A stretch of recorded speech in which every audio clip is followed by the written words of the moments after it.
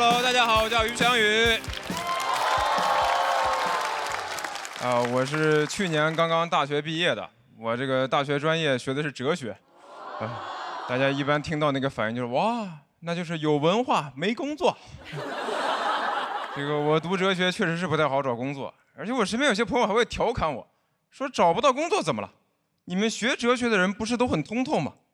你虽然找不到工作，但是你可以辩证的看待这个问题啊。我咋辩证啊？说实话，我真的一点都不通透，因为我学完哲学吧，跟大家学任何专业一样，还是要出来找工作打工的。我发现现实生活跟我学的不一样的时候，我只会更加矛盾。我那时候找工作的时候，我上午还在上课，我学那个《资本论》，什么资本会无情的压榨你，剥削你的剩余价值，资本来到世间，从头到脚都流着血跟肮脏的东西。我下午去面试的时候往那儿一坐，我可以加班。什么亚里士多德呀，多劳才能多得。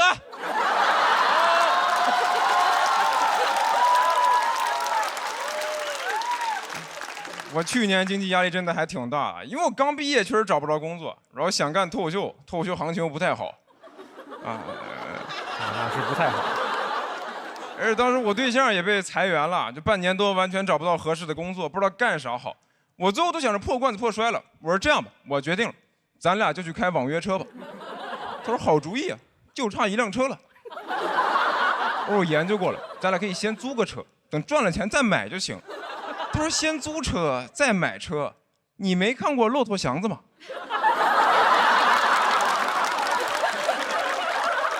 于翔宇，你要租车你就完了，你就一直给人干吧，你还叫什么翔宇啊？你就叫祥子。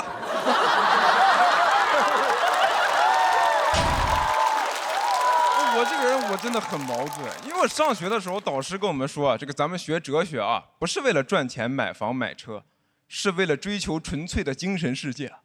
但我做不到。我去年压力最大的时候，就想着回学校跟我老师聊一聊。我当时回了趟学校，我在办公室门口就听到我导师在跟其他教授讨论问题，俩人在聊买学区房。我当时整个人崩溃了，那就是压倒骆驼祥子的最后一根稻草。我老师，你也这么现实的吗？你上课教我的可都是形而上学，背地里偷偷研究小孩上学。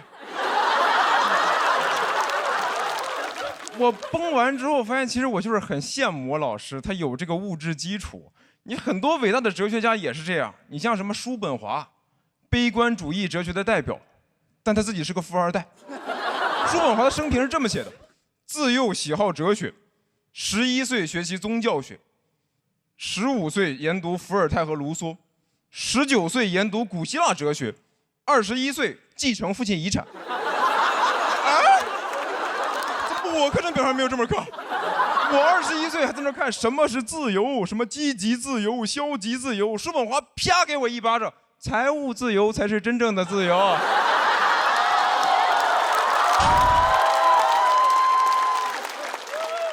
我看完都觉得我看不懂叔本华的哲学是应该的，可能不是我理解能力有问题，就是单纯没有办法跟有钱人共情。你看他写那些句子，什么意志决定命运，真的吗？我怎么觉得是遗产决定命运？还有什么不要拿健康换取身外之物？你叔本华是不用换呀，你拿你爸的健康换的。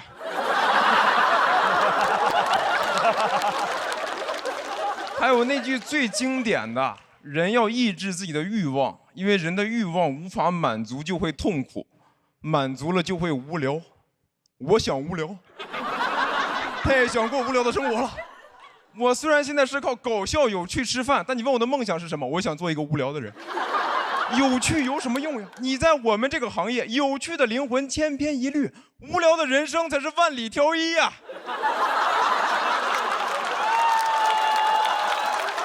好想过上那种枯燥乏味的生活，住在陆家嘴的顶层豪宅，穿着一件真丝睡袍，端着一杯红酒望着窗外，没啥意思啊。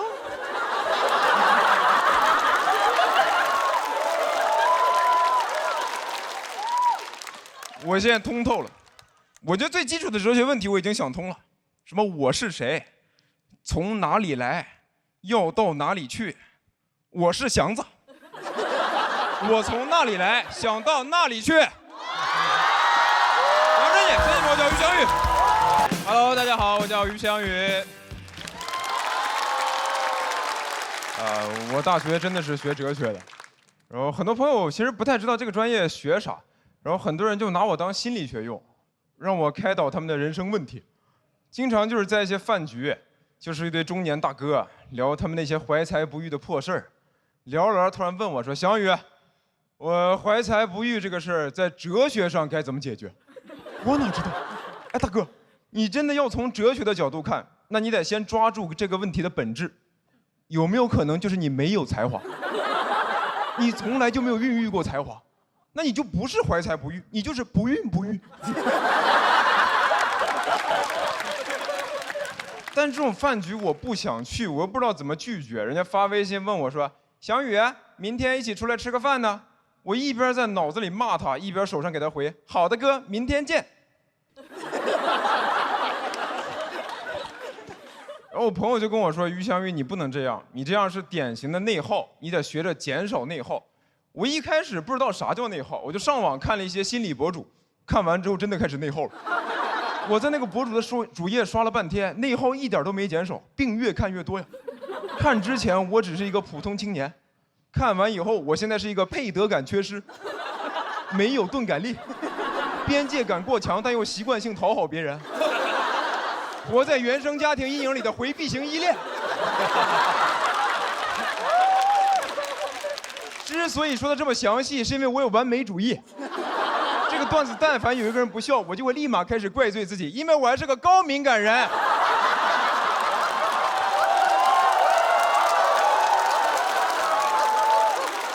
就他们这个诊断方式，你别说是我了，我觉得就算是现代心理治疗的开创者弗洛伊德去刷小红书，他也得有病。弗洛伊德刷完之后恍然大悟说：“哦，我原来不是个欧洲人，我是个东亚小孩啊！”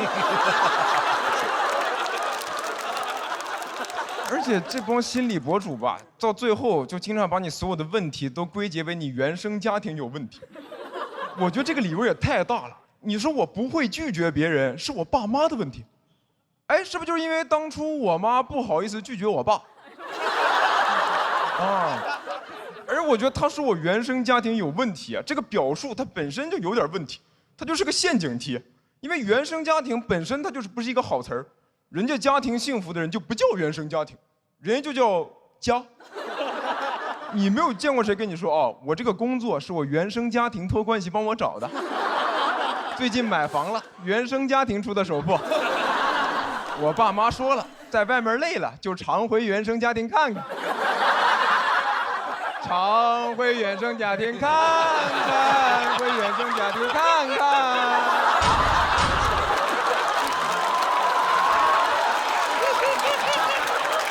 太死了！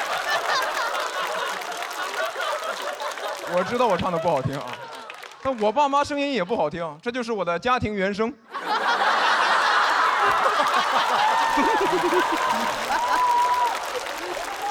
而且我觉得，就算真的是原生家庭的问题，我也很难解决，因为他那个理论说的是，你成年以后的很多问题都是小时候父母造成的，但是意识到这些问题的时候，事儿已经过去了，来不及解决了。小孩身处其中的时候是不知道哪里有问题的，没有哪个小孩能做到一边被打，一边理性分析，一巴掌打过来啊，我原生家庭有问题啊。所以我现在就算看完这些心理学知识之后，我也完全解决不了我自己的问题。我唯一能用到的地方就是我能看出谁有问题。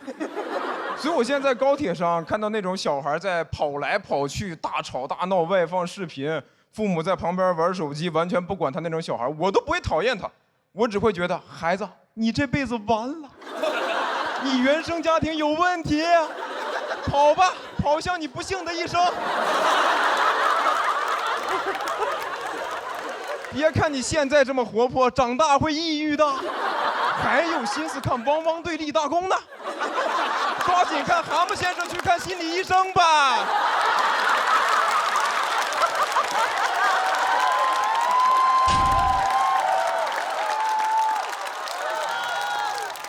所以我是完全解决不了我自己的问题，因为你说到底啊，我爸妈不也是东亚小孩吗？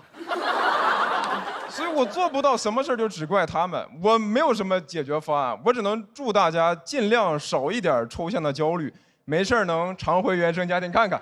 谢谢你们，我叫于翔宇。Hello， 大家好，我叫于翔宇。我是去年大学毕业的，我大学专业学的是哲学，然后节目组就说，那这期主题你可以刚好聊一下哲学专业毕业之后的工作方向。这咋聊呀？就是没有工作。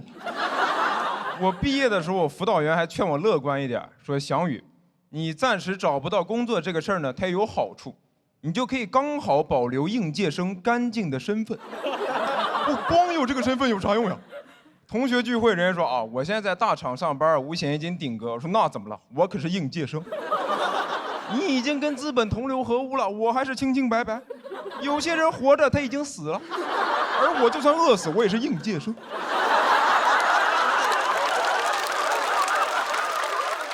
我墓志铭上就写于翔宇，他的一生是应届的一生，没给资本出过1分力。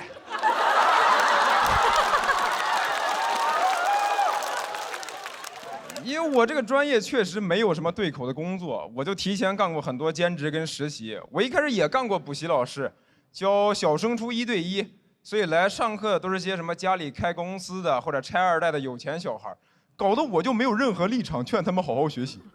小时候我老师跟我说的是咱好好学习，考好大学，找好工作，过好的生活。但这帮小孩他已经有好的生活了，搞得我每次骂他们我都很心虚。我说你现在不好好学习，那长大以后可就只能出国留学了。你难道希望跟你同学一样，就当一辈子普普通通的房东吗？我求求你了，你就当是为了我学，你让老师挣2个钱儿吧。老师不花，都给你攒着，以后租你们家房子。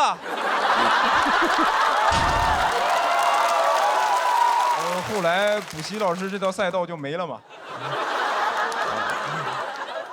然后又去了一个互联网大厂实习，那种大厂嘛，就是经常干到1、2点，也没有加班费。我说领导这么干我实在受不了了。领导说这怎么了？这很正常啊。翔宇，你学哲学的呀，存在即合理啊。当时给我哲学世界干崩塌了。我学这么多年，从来没有想到过一件事的存在，它都不合法，但就合理啊。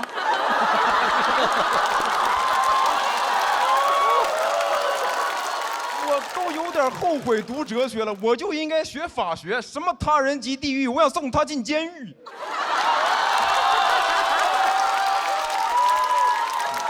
哎呀，但是我也就是嘴上说说啊，就是完全没活干的时候又会着急上火，还好有京东念慈庵鸡热清帮我降火，6大天然草本成分，像应届生一样干净。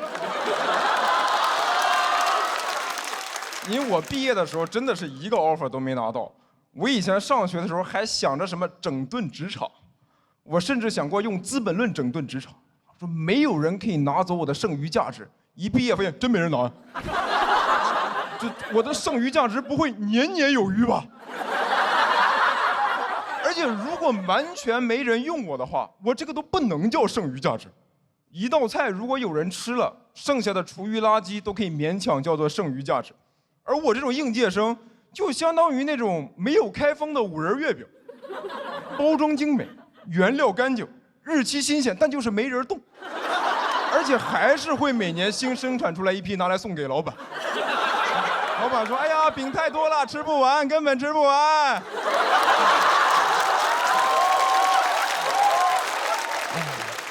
现在真的是想卖点力气都难。我不知道你们看到没有，今年还有很多公司直接撕应届生 offer， 就是春招秋招给应届生发了 offer， 临入职了毁约，说这个岗位没有了，你去找别的活吧。我就这么纯耽误人嘛？你这个点让人上哪儿找活去？我觉得这个事儿的恶心程度就相当于，比如说今年年初。爱奇艺就定了我可以来录节目，快开录了跟我说啊，我们这边选手已经满了。我说那我咋办？我为了来这儿，我把别的活都推了，我连春招我都没去。你说现在让我干啥呀？你干点啥不都可以吗？你年纪轻轻的一身力气，要不你就去种地吧，少年。走吧，快走吧，错过了春招，别再错过秋收了。这事儿给那帮大学生都逼疯了，突然没活干了，也找不到工作，都开始在评论区找工作了。就哪个私 offer 的帖子最火，就在下面留言，说求捞，墩墩，走过路过的好心人，有工作踢踢我。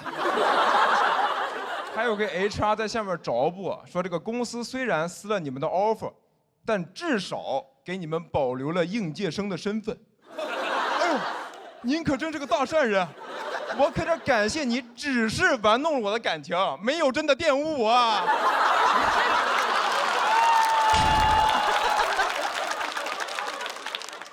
这公司不要脸的地方就是裁员撕 offer， 只要给了点赔偿金就都合法，但你还是会本能的觉得不合理。大家想要的就是个确定感，你上学、上班，人生慢慢走向正轨。现在就是会有人突然把你正轨毁了，然后跟你说，哎，那你现在自由了，你的人生不是轨道，是旷野，那才是你牛马该去的地方。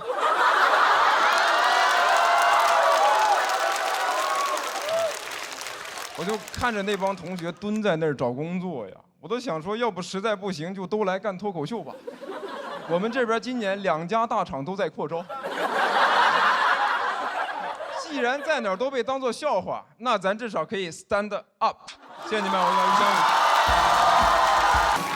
Hello， 大家好，我叫于翔宇。我是今年也是为了录节目，就直接搬来上海，但感觉还没挣钱呢，就开始花钱了。我得先找个房子，我是在那种平台租的，其实性价比稍微有点低。他们就跟我说他服务好，会给我配个管家。我租房还带个管家，就好像我骑共享单车还配个司机，感觉我是个落魄的贵族，一个人来到这大上海，没有家，但有个管家。老管家，帮我联系马总，把花呗套现，然后把房租交了。这套宅子我要定，少爷万万不可呀！这破房子他只是看着好，住着一点都不自如，不自如。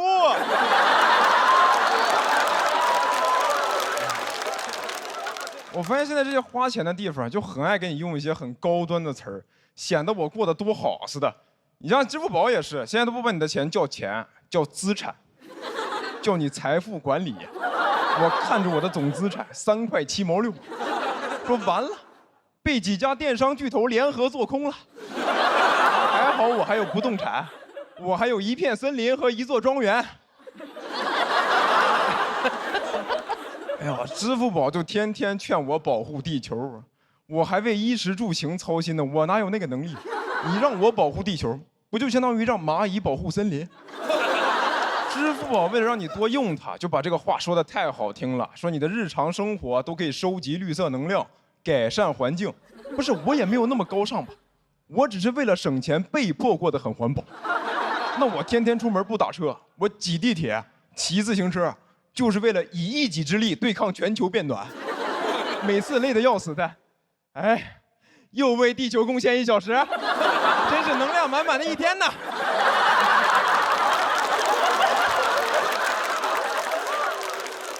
我觉得用这些高端词儿就是在说些漂亮话，想让你多花钱，搞得现在用词儿就越来越大，有些都不讲道理了。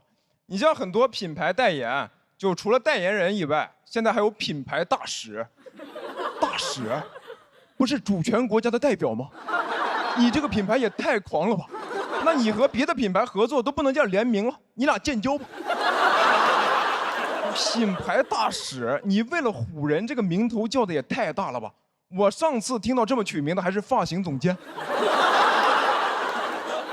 很多奢侈品甚至有全球大使，你都能代表地球了。你是要跟外星人建交吗？你大使拿着你的衣服给三体人，三体人一看吊牌，这也太贵了，不要回答，不要回答，不要回答。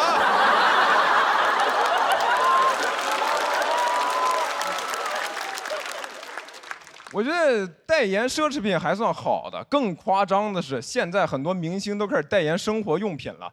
我那天买纸巾都有代言人说明星同款厕纸，我当时就不想买。我觉得你明星代言赚的钱，肯定都是溢价到这个产品上，让普通消费者来承担。我觉得你代言奢侈品可以，我也买不起。你代言厕纸，我是真的会买厕纸。你动到我的蛋糕了，你别哪天出了事儿，就拿我擦屁股的钱给自己擦屁股。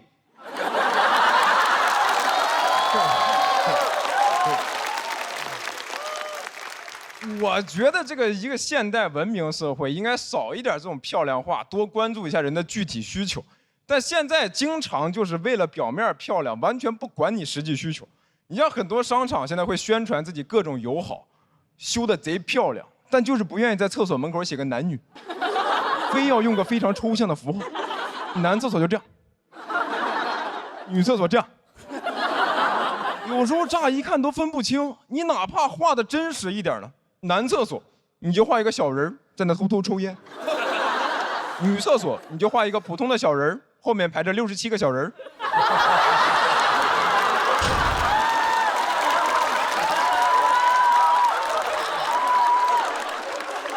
你商场为啥不能多修点女厕所？你这个现代文明社会能不能解决点实际需求？而且一部分人的需求被忽视，最终一定会影响到所有人。所以我说这个事儿也不是想显得我自己多高尚，只是它也会影响到我。那我跟女朋友一起出去逛街，如果她要排队等厕所，我就要在旁边等她。我有时候等没事儿干，我都想帮她排。我说你先去试衣服吧，我在这儿帮你排着。我愿意为了你做一个变态。我向前一小步，文明一大步。每次听到这些漂亮话，我就觉得你们有那个说话的功夫，不如多干点事儿。这个世界不需要语言来精装修，只需要少点宣传墙，多点卫生间。谢谢你们，我叫于翔宇。Hello， 大家好，我是于翔宇。最近节目确实播了，我发现你们对我实在是太包容了，还有喊帅的，哎呦。谢谢，咱讲段子好吧？哎呦，真的，我发现你们真的是对我太包容了。还有些人网上评论说，哎呦，学哲学的就是不一样。但我哲学其实真的没有学得很好。你看我讲那些哲学知识，你们都听得懂。你们听不懂那些，当时我也没听懂。因为我有些老师教学方式确实是非常老。你像我们有一门课叫美学，就是从哲学的角度跟你讲什么是艺术，什么是美。如何去审美？上了课之后发现我们老师审美特别差，他上课基本就是给我们放那种祖传 PPT。我看了一眼，上次修订日期是2003年，用 Office 2000做的。我老师的 U 盘都是256M， 插上去电脑中毒了，弹出来一个熊猫烧香。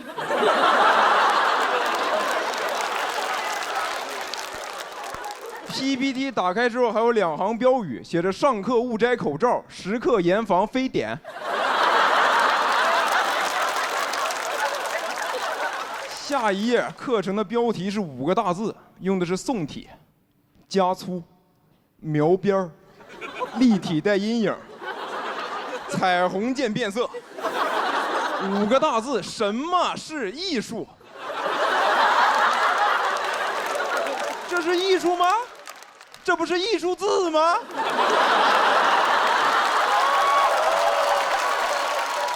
讲那个知识点的时候更难受，背景全那种黄色、蓝色的纯色底儿，所有的文字都是5颜6色的黑体加粗。讲到重点，飞进了一个彩色的框 ，biu。整个那个画面的设计啊，就是照抄了椰树直播间，就是个椰树牌 PPT 啊。我都怕我老师拿这个保温杯站在旁边。同学们，这 PPT 我从小用到大。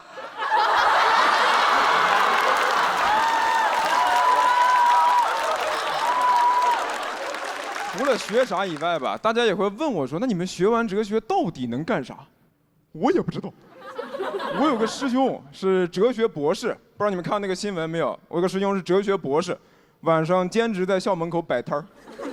上这么多年学，考研、考博，现在考肠，挂了个牌子说哲学交流，买1根烤肠可以问一个问题。这谁路过不想问一个问题啊？你这多少钱一根啊？受到我们师兄的启发，我们学校门口现在已经有了哲学酸奶、哲学钵钵鸡，感觉哲学和啥都能搭配，比如哲学白酒、老村长、真正纯粮酒，好喝不上头。你买一瓶问几个问题都可以，答案反正都在酒里了。然后最近还有经常有朋友问我说：“于翔宇，那你为啥明知道不好找工作，还要坚持学哲学？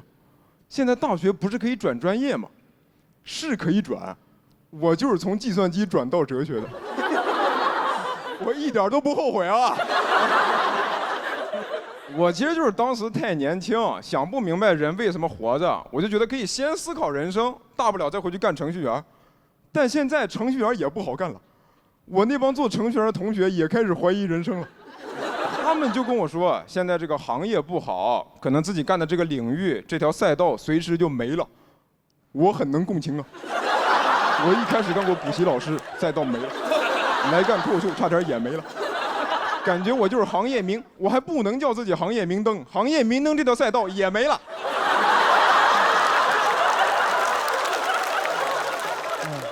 他们比我工作早，就说前几年还算稳定，这工作就是一个萝卜一个坑嘛。现在就是坑位在减少，那萝卜不知道能去哪儿，可能连网约车都开不了了。现在有无人驾驶出租车了，那玩意儿叫萝卜快跑。感觉这车撞你之前还要嘲讽两句，说萝卜，快跑吧，时代的车轮来撵你啦。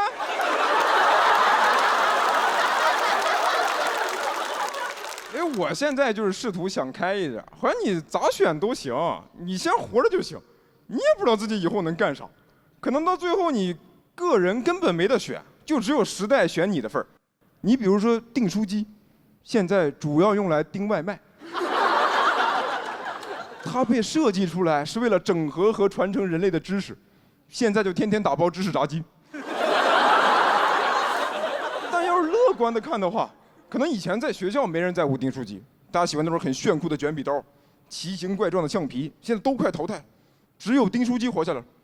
订书机可能很高兴，哥们儿现在 offer 太多了。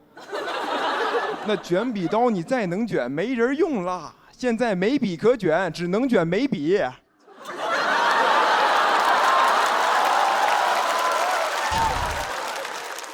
还有那回形针，那回形针半年就接了一个拆 SIM 卡的活儿。只有我订书机成功转型，我现在上得厅堂，下得厨房，能盯精神食粮，也盯得了食粮。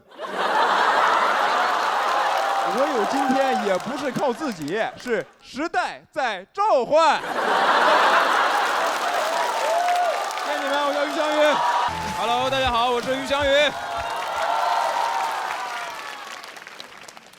能走到总决赛，我真的挺开心的，感觉应该能挣钱了吧。我最近2年真的很想挣钱，不光是因为我是学哲学的啊，是因为我妈前2年开始搞网络理财了，不是炒股跟基金啊，是那种非常正经的诈骗 APP， 就是那种 P2P， 爆雷之后就把你的钱全都卷跑了。我妈也报警了，但没啥用，那个骗子早都把财产转移到了国外，可能连移民都办完了，钱肯定不会还了。你骂他，你怎么中国人骗中国人呢？他说：“哎呀，已经是外国人了。I am a foreigner。”我妈手里没钱之后吧，家里很多银行贷款都还不上了，还被银行起诉，上了那个失信被执行人名单。我听了以后说：“那咱慢慢还钱可以，但这个事儿是不是影响不太好啊？我也是这种抛头露面的工作。”说：“没事，儿子，你放心，妈已经查过了，这个是不影响子女的。”你就该干嘛干嘛，搞你的脱口秀，进娱乐圈。妈看了，娱乐圈很多当红的明星啊，父母都在那个名单上。加油，儿子，妈上了那个名单，你就半只脚踏进娱乐圈了。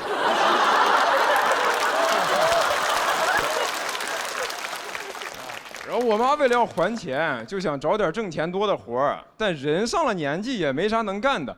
他就决定去干月嫂和育婴师，因为家长舍得给孩子花钱，工资还可以。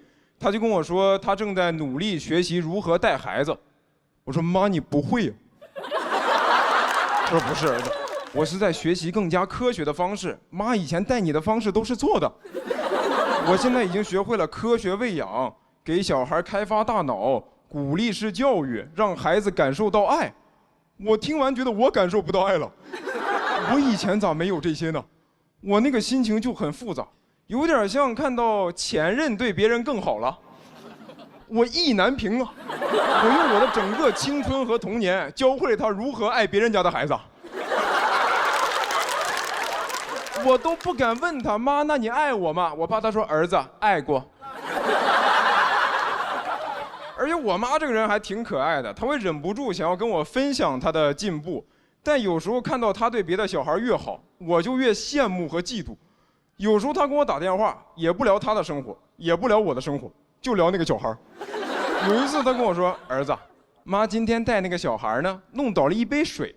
妈本来想骂他，但我想了一下，他在探索这个世界，我就没有骂他。我记得你小时候这样的时候，我肯定骂你。你爸还叫我揍你呢。”我当时就有点生气，但又不知道该怎么表达，因为我大脑没开发。我妈有时候跟我打视频都会带着那个小孩。有一次她在给那个小孩早教背古诗，她就说：“来来来，快给小雨哥哥也背一个听一下。”那小孩就：“羌笛何须怨杨柳，春风不度玉门关。”我说：“小弟弟，你知道这首诗表达了怎样的思想感情吗？这里面用了一个拟人的修辞手法，一个怨字表达了诗人对不幸童年的叹息和对原生家庭不满的愤慨之情。”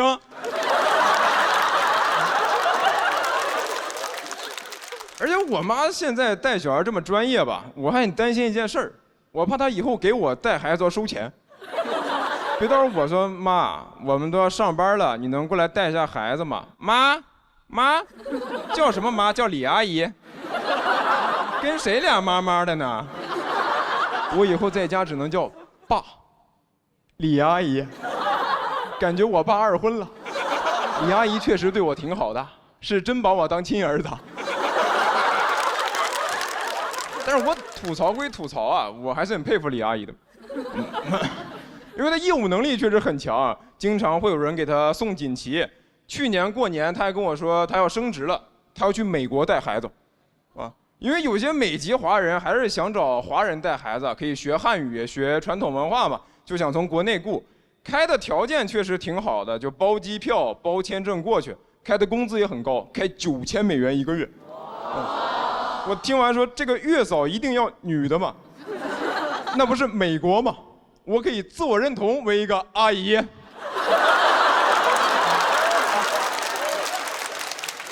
而且啊，但我当时担心这个不会又是诈骗吧？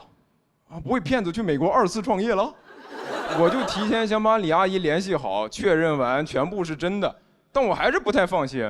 我说妈，那你要去美国这个事儿可不小，你有啥计划你跟我说一下。那你是不是去了美国，那你就不回来了？那个钱你也不还了？你成外国人了？师夷长技以制夷。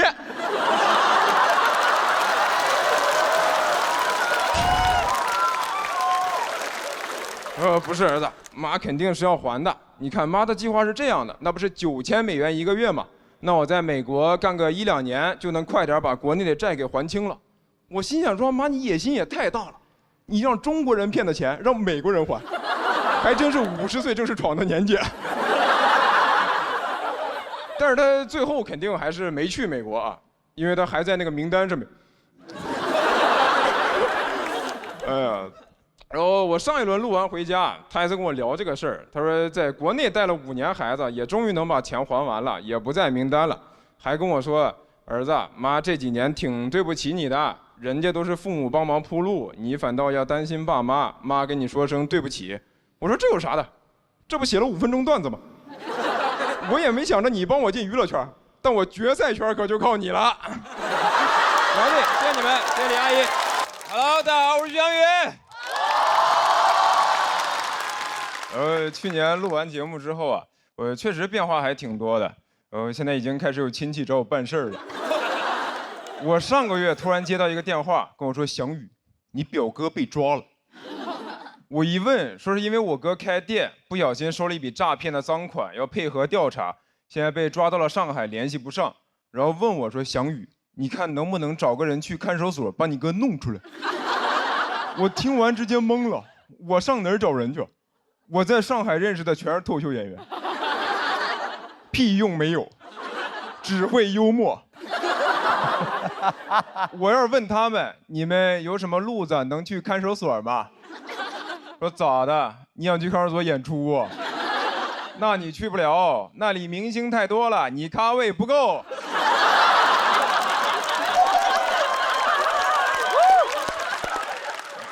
我实在不知道咋办，我就寻思帮我哥找个律师，但你也不知道上哪儿找，就打开了大众点评。哎，大众点评真的有很多律所，但那些好评你也不敢信，就跟饭店一样，很多好评一看就是刷的，说这家律所位置好找，不用排队，判的死刑立即就执行了。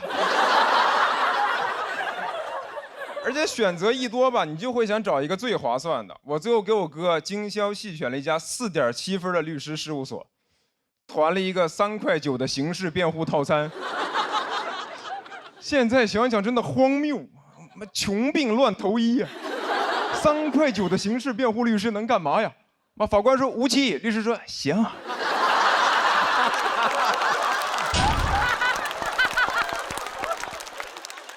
我哥在那儿，我到底犯什么罪了？贫穷。后来我哥当晚就放出来了，但这个事儿对我冲击特别大。就是我本来以为我能不用搞关系、找人情，靠自己就能生活下去，但其实我靠的就是啥事儿上网搜。你说亲戚问我翔宇，你在上海有人吗？我说我有人工智能，有问题找夸克。夸克 AI 超级框，啥都能回答，就是搜商高。亲戚说翔宇，你要不先搜搜怎么提高情商吧？其实从上大学开始，家里亲戚就会说，你出门在外，以后工作要靠人脉的，要多和那些比你厉害的人来往。但是比我厉害的人凭啥跟我来往？不都说人脉的本质是资源置换，人图我啥资源啊？图我网盘资源。我直接给爱奇艺 CEO 发私信，我有影视资源要跟你置换，我拉你进资源群，你让我进娱乐圈，感兴趣出来吃个饭，我还有海底捞大学生优惠。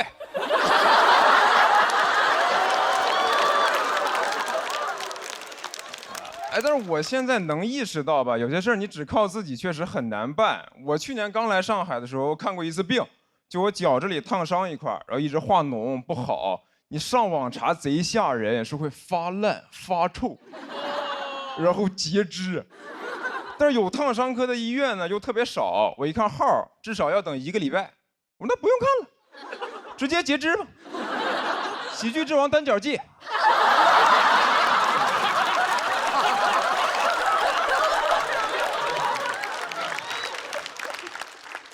然后我找了半天，发现唯一能挂到的就只有那个特需门诊。他的意思就是你不用排队了，但是同样的医生，你直接挂50，特需门诊1000。我说，哎，这怎么医院还有迪士尼速通卡呢？我要不还是排队吧。我就发现人在财力有限的情况下，你哪怕是看病，也会下意识考虑性价比，就真的要钱不要命。身体的事儿不着急，啊，不就是排队排到死吗？至少能玩上1个项目吧，啊，飞越太平间。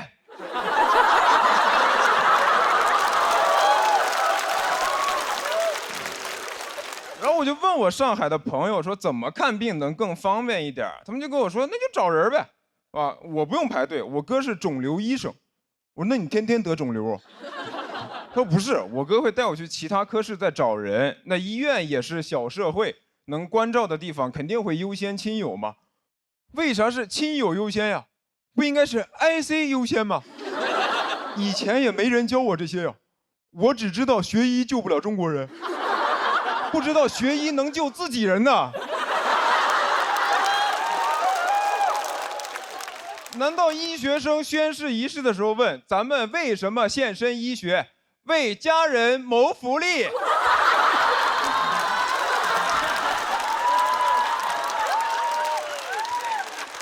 哎，我说实话，我也不怕你们笑话，就是我以前觉得我不想搞关系，是因为从哲学上讲啊，就是人想要公平，那我自己也得先做到吧。那这样我就算过得再差，但我至少是个好人吧。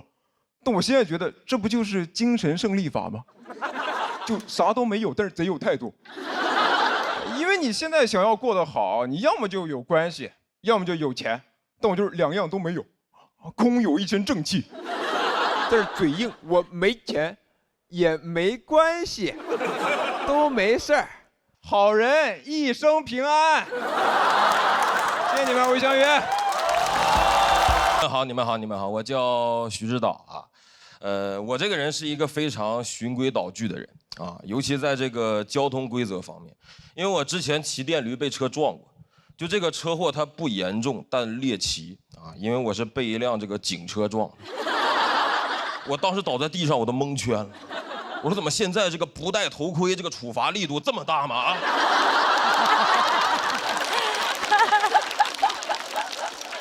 就你们都开始就地正法了是吧？当然人家也是不小心，但就周围都没有人敢扶我起来。这么年轻的逃犯啊！我说这种交通事故他能不能报警？咱别打个电话，他手机响了，我没敢报警，他把我抱上了警车，为了送我去医院啊，那个场面真的很诡异。我这边耳朵着地，摔的是血肉模糊，就那个画面，黑猫警长带着一只耳走了，你们见过？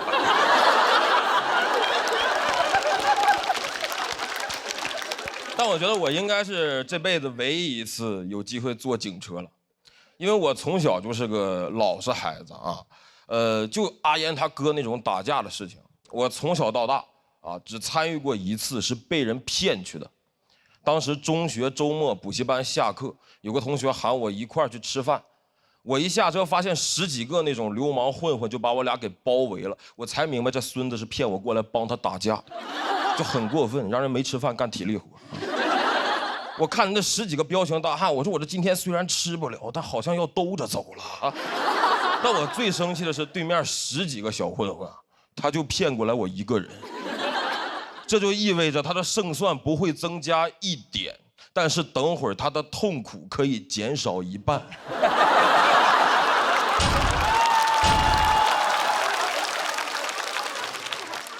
就他这种做事方式，我瞬间就明白为什么他一个区初中生啊，会有10几个人想要打他啊。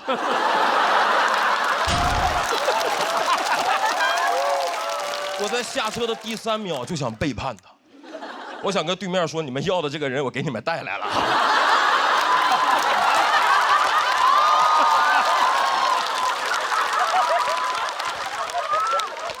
没等我反应过来，对面这个混混老大，他一步走到我面前，用2根手指头重重的戳我，威胁我。他说不准动。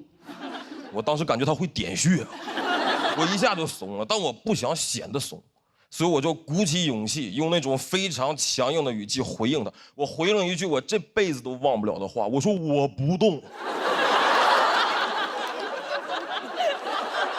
这句话对他们来说太震撼了。他们说你不动你横啥呀？就他们原计划应该是不准动威胁我，我反抗，然后顺理成章开始对我进行殴打。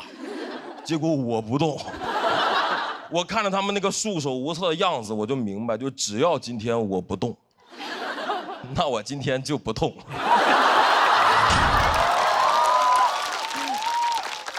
但骗我来那个同伴，跟我性格不太一样。人家也不让他动，他立刻就还嘴，他说你别碰我。这就意味着对面要开始碰他了。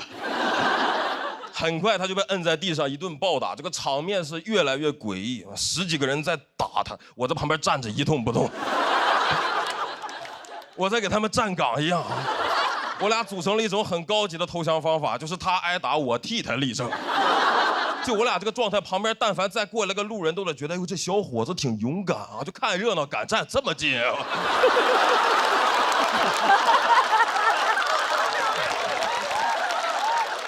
我说我是不是得帮一帮他？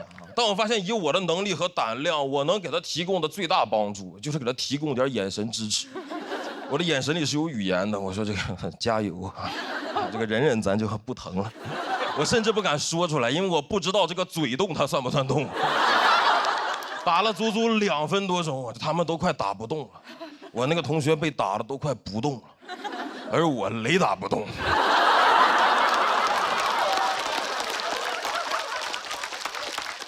我们一群人离远了看，感觉这个一堆 GIF 动图里面夹了一张 JPG 呀。那个混混老大打着打着一抬头，发现我怎么还在这站着呢？他接下来一句话彻底震碎了我当天的全部自尊。他说：“你要没啥事儿，你先走吧。”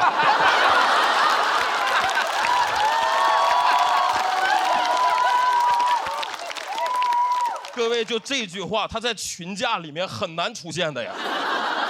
它代表着对你懦弱的肯定，他坚信你留下来什么用都没有。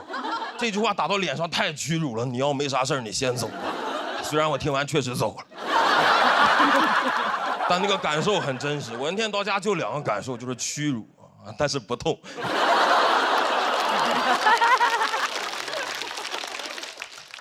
虽然身体不痛，但很快这点事儿，班里几个男生就知道了。我们班有一个男生在走廊里，每次看见我就那种嘲讽的语气跟我打招呼，看见我，哎，你会痛啊？更让我崩溃的是，班主任得知了打架这个事情以后的反应，他让我颜面扫地，他在全班同学面前通报表扬我，说徐某同学校外遭遇打架，对方一再挑衅，保持沉着冷静。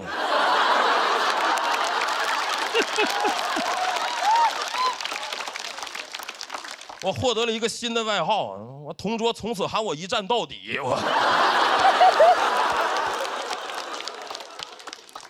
我说实话，那几年受了点影响，我一直很羡慕那些不太怂的人。直到去年得知一个消息，就是小时候骗我去打架的那个同学，在去年被抓了。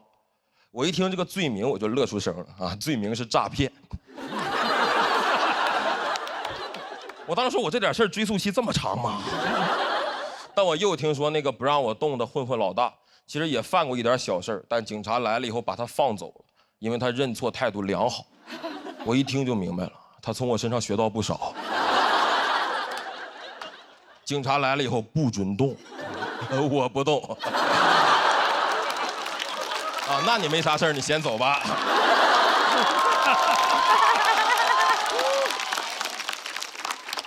我觉得相比之下，我是不是过得太平稳了一点？我在那个最中二、最容易因为男子气概上头的年纪，我在打架里面选择了充分发挥自己的这个主观不能动性啊。但这个性格也让我每天都能平安的回家。我觉得这也是我们这种不爱动的人一种宝贵的财产嘛啊，这就是我的不动产。谢谢大家，谢谢你们。大家好，我是刘润成，非常开心看到大家，谢谢大家。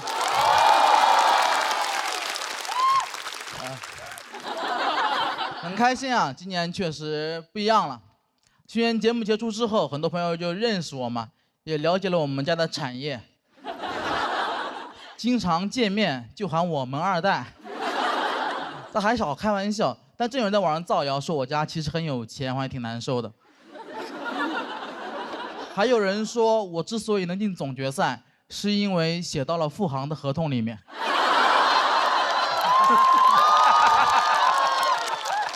辟谣啊，没有什么背景，也没什么资源，小时候家里穷的还算是公开透明。当时我们住在店里面，说是店，其实就是一个街边的车库，完全密闭的空间，只有一个卷帘门。这就导致我从小就不相信圣诞老人会来我家，因为我觉得他应该做不到静悄悄地进入我家。就那个卷帘门呢，那玩意儿一拉，全小区都醒了，全小区都知道我们家穷的叮当哐啷哐啷哐啷哐啷哐啷响。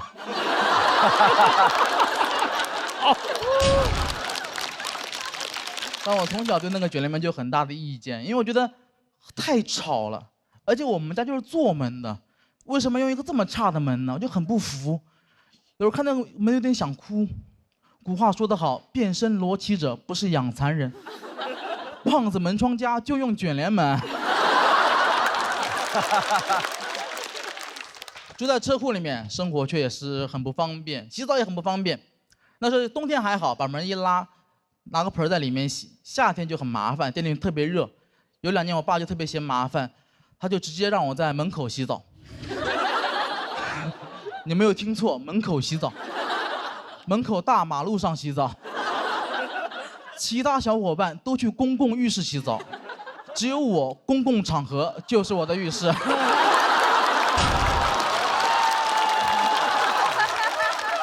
但那会儿实在太小了，没什么羞耻感，也完全不在乎别人的眼光，完全不在乎别人的眼光。我都没注意那有个探头。我是洗干净了，电子眼越来越脏，天网恢恢，我全漏了。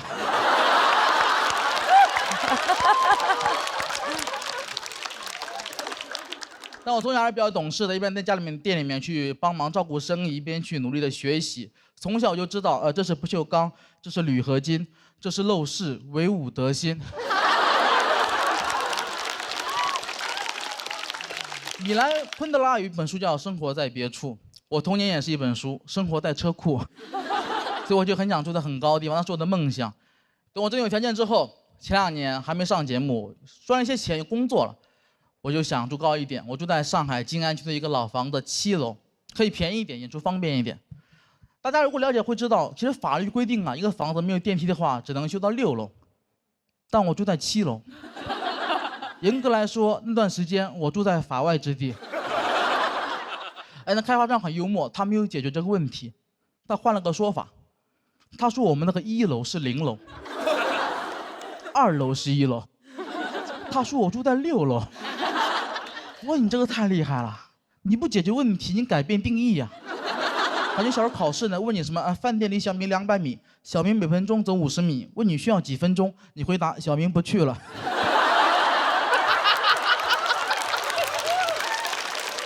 小明可以点外卖，今天想吃黄焖鸡。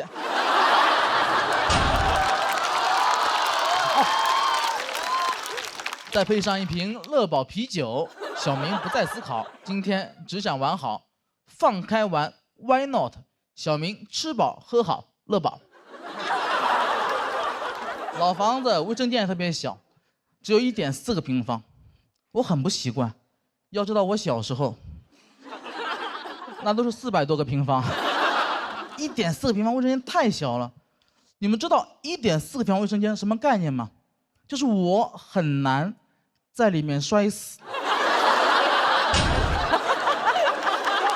是啊。有一次我在里面洗澡，脚一滑往后一倒，闭上一瞬间，我以为会倒地上流一地的血，睁开眼发现自己就这么卡墙上。整个人什么事儿都没有，一点伤都没有，全都是泡沫。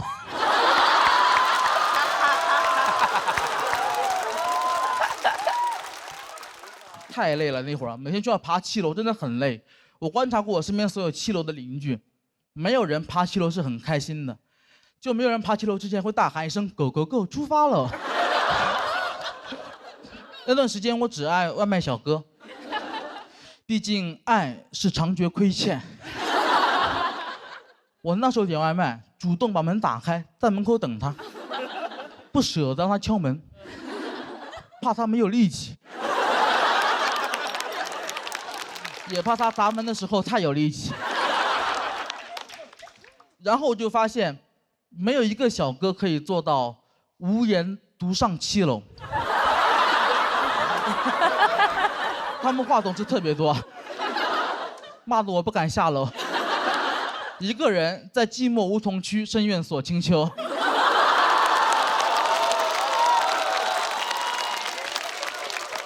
我那时候我甚至可以通过听就判断一个小哥是不是跟我一样胖，不用看听就可以。跟我一样胖的很好听，你就听那个脚步声，一开始还很欢快，是那种哒哒哒哒哒哒哒哒。过一会儿会变成哒哒哒，然后会变成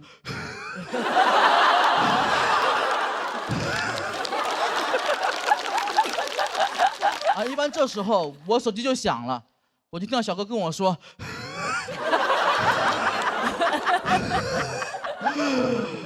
我到5楼了，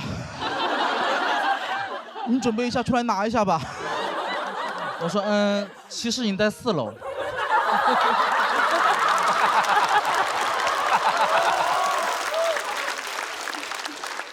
你以为你在第5层，其实你在第4层，加油，再上2层楼。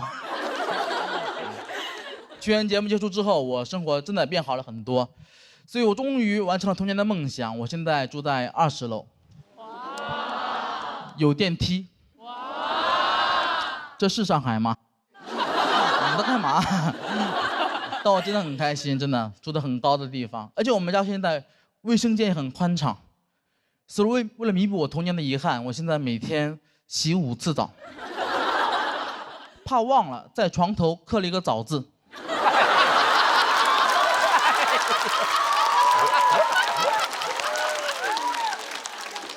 每天早上起来我就吃早饭，洗早澡。但住得很高，也有我想象不到的地方。我有很严重的恐高症。以前完全不知道，我住过7楼，但那个7楼没有阳台，所以我不知道。我现在每天晒衣服，那个腿抖的呀，衣服还没挂上去就干了，很讽刺。我觉得住上高楼才发现自己恐高，感觉就像屠龙勇士屠完恶龙，才发现比起公主，他更想保护动物。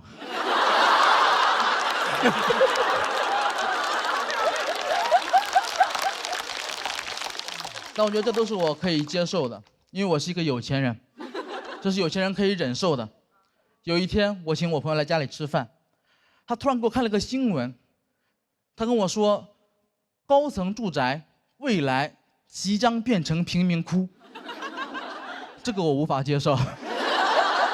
但他讲的很有道理，我也听进去了。他给我举了很多例子，他说现在美国就这样子，这是一个城市化的趋势。现在美国在芝加哥市中心的高层已经住满了穷人，而那些有钱人早就搬到了郊区的别墅。他们平时最爱待的地方，就是他们家的车库。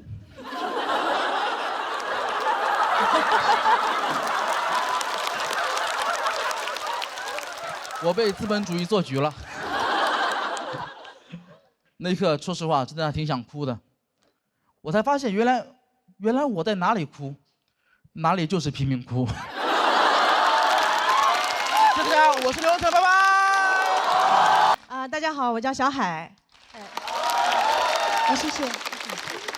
最近节目组给我们准备衣服啊，我发现很多衣服我都不敢穿，比如说我就不敢穿短裙，因为我害怕别人说我腿粗。其实也没多粗，就是不细。我可以给你们看一下。你没看清，你们再看一下。对。你们很善良。好 ，OK。对，我从来不敢露腿，所以对我来说，我的腿已经成了我的隐私部位。就对我来说，刚才的表演已经擦边了。有些衣服我不敢穿，有些衣服我不想穿。比如说，我就不想穿胸罩。别害怕，我现在穿着呢。我不想穿，是因为我前一阵体检得了乳腺结节，医生跟我说穿胸罩不利于血液循环，每天穿的时间最好不要超过8个小时。我说8个小时，谁能下班啊？我不可能上着班儿。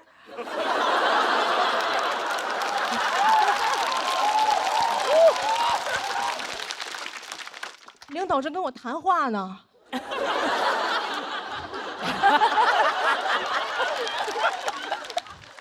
我说，哟，8小时了，我的胸罩下班了。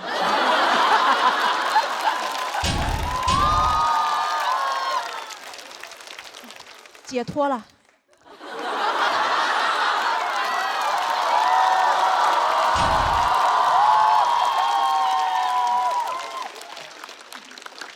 而且夏天穿也很热，对吧？女生知道，几乎所有内衣里边都有一层厚厚的海绵。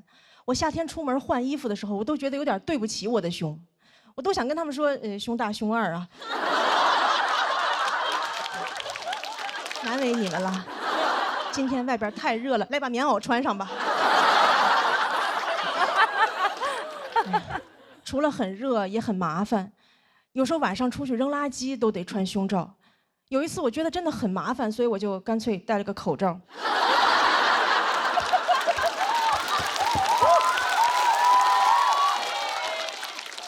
我觉得如果人只需要穿一件衣服，就是口罩。我甚至都可以只穿口罩。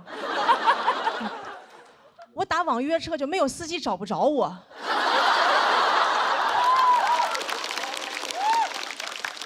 司机说：“你穿的什么衣服呀 ？N95。”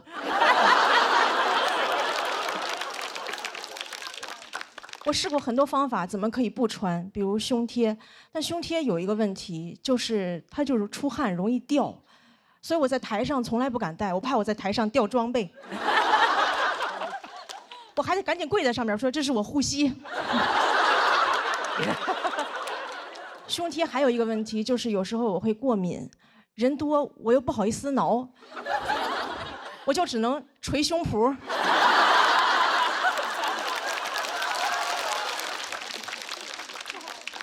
有一次我看中国新说唱，我说 rapper 肯定戴了。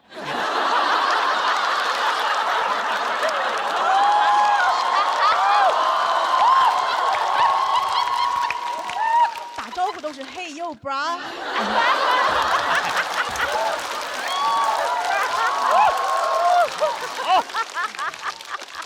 我就特别羡慕有人敢不穿。我之前在网上看到一个女生没有穿，我很佩服她的勇气。但就有人评论他说他这样扰民，我说他怎么就扰民了啊？他是在街上扫射别人吗？如果你觉得他扰民的话，你可以报警，对吧？你说警察这里有人扰民，警察说有噪音吗？什么噪音？是我脑子里肮脏的想法。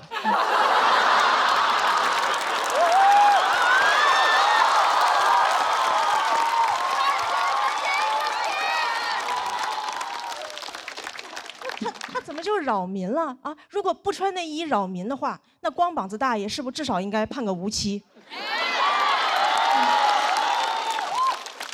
同样都是不穿，你为啥不去评论一下光膀子大爷？好看，爱看，想谈。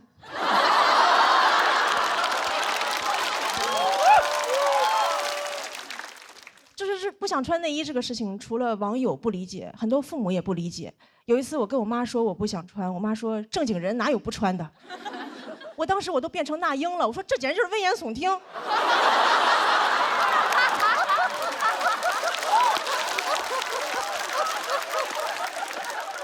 我妈还跟我说穿内衣有好处，她说穿内衣是为了保护女性安全。我说怎么保护啊？把里边钢丝抽出来把坏人扎死吗？内衣要是能保护女性安全，怎么没有人去庙里求个平安照？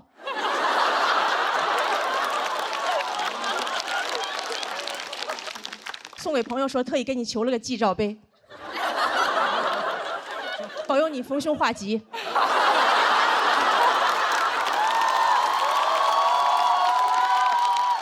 记得一定要罩在头上，那才真正的好兆头。我第一次听说内衣能保护女性安全，怎么坏人最怕的是内衣吗？啊，两个流氓正要骚扰一个女生，女生挑起上肩带，流氓说快跑，有胸罩。咱俩分开跑，他一个能扣俩。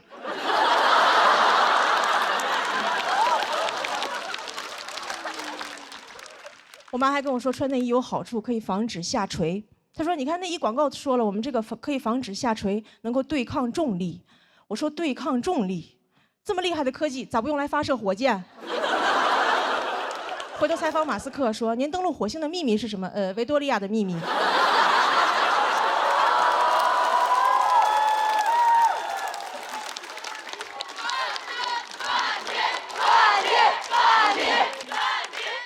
对，其实我说了这么多，我就是希望女生穿衣服能少一点束缚，多一点自由。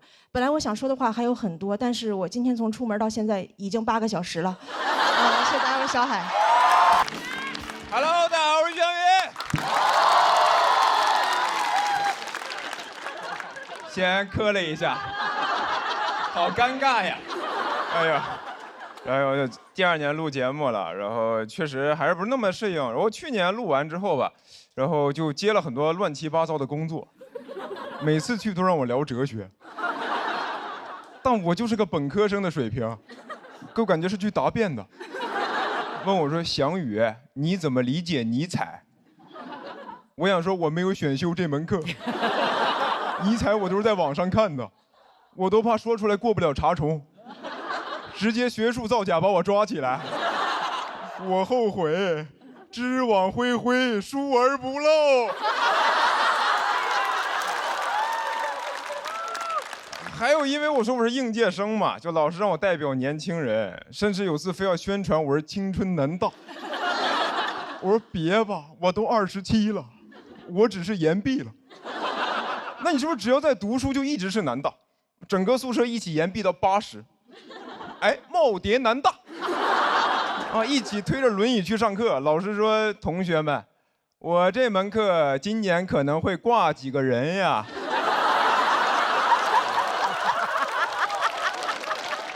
然后我之前还去录过一个节目，主题就让我聊这个青年与中年，然后跟我对谈那个嘉宾是一个中年文艺老登。不是马老师啊，是我。那个人才是真的奇葩，我跟你说。当时我一进去，然后那人在那儿喝水，我说：“老师，您这个杯子挺漂亮的。”他说：“哦，我在日本买的，我之前是在日本留学，从小就比较喜欢日本文化，现在也没事就会飞东京去浅草散散步。”谁问你了？谁问你了？我一句话了解一个男人半辈子。我聊的不是杯子吗？没聊你呀，你在这儿装什么杯呢？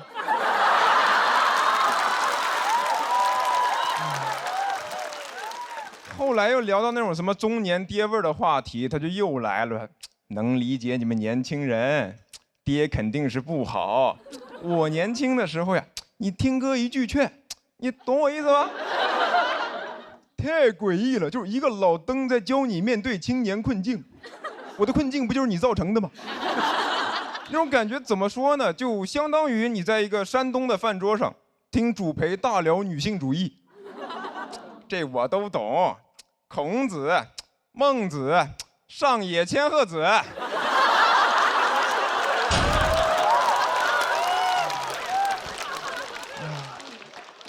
然后我最难理解的一类工作吧，就是让我给建议。说给应届生建议，给年轻人建议，甚至给职场人建议。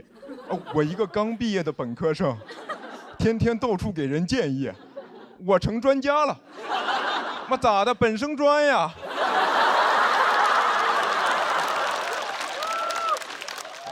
我自我认知觉得我是靠讲脱口秀被大家认识的，就你让我搞笑我 OK， 但是聊别的我是真不会。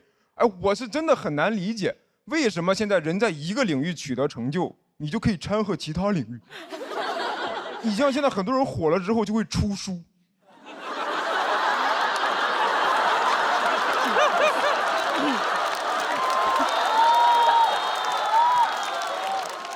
当作家，我送过你。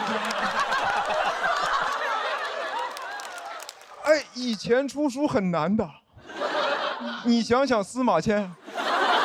你现在把《史记》和那种明星畅销书摆在同一个书店，司马迁看到什么反应？说啊，这样就可以吗？我受宫刑忍辱偷生值得吗？还迈不过这个人间不值得啊！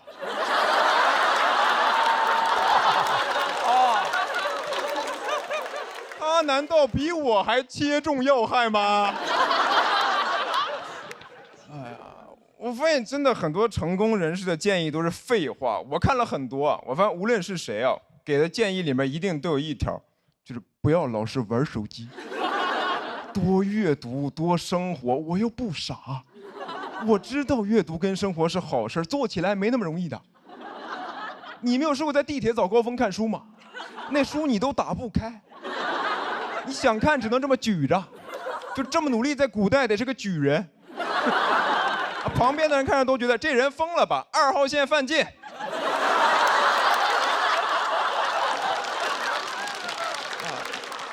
我真的也被人问过，说翔宇，你在人生的低谷会反复看的书是什么？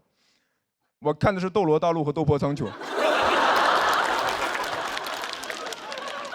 就是那些崇高的思想、细腻的情感，你是要花精力去品的。你说你累一天，晚上回家瘫在床上就不想看那种文学大部头，费脑子，砸脑袋贼疼。我看什么《平凡的世界》，我白天过了。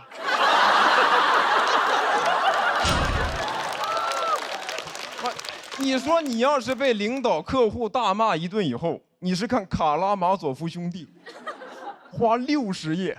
讨论是否要对恶人正直善良，还是看斗破苍穹，谁惹我全杀了。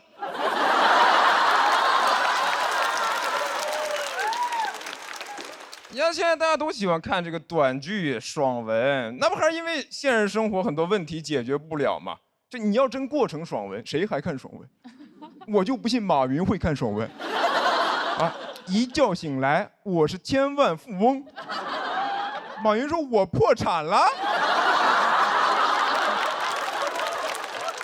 哎呦，这种苦难文学，在这消费痛苦，不看，太压抑了，还是过我平凡的生活吧。